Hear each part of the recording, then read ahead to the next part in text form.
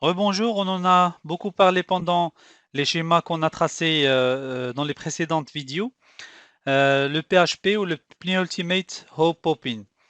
Dans cette vidéo, nous allons parler de la notion du PHP.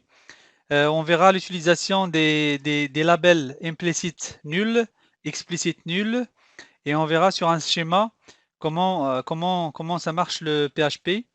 Donc le Penultimate Hope Open, c'est une opération d'optimisation des performances.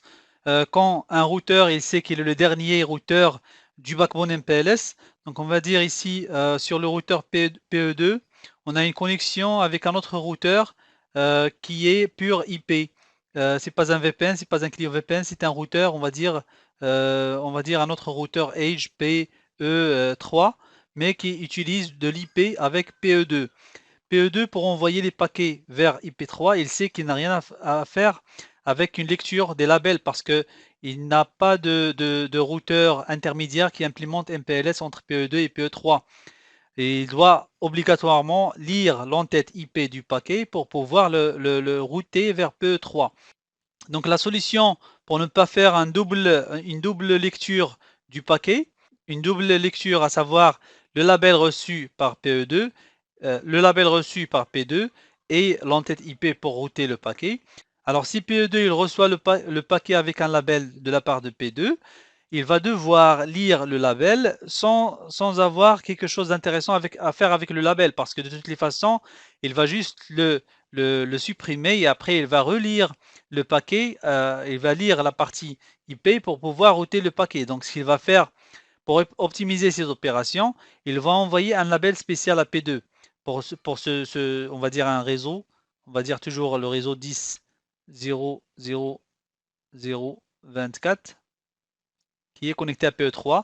Pour ce subnet-là, il va envoyer le label spécial 3. Quand P2 il va recevoir le label spécial 3 de la part de PE2 pour ce subnet, il sait que quel que soit le label qu'il va recevoir de la part de P1, il va devoir tout simplement supprimer ce label et envoyer juste le paquet IP sans un autre label, couche 2 et couche 3. PE2 comme ça, il va juste faire la lecture de la couche 3 et enrouter le paquet. C'est ça en fait l'opération du PHP. C'est une optimisation des performances des routeurs. Alors le label spécial 3 interprété par P2 comme étant une opération PHP, c'est un label spécial. Il y a un autre label spécial, c'est le label 0.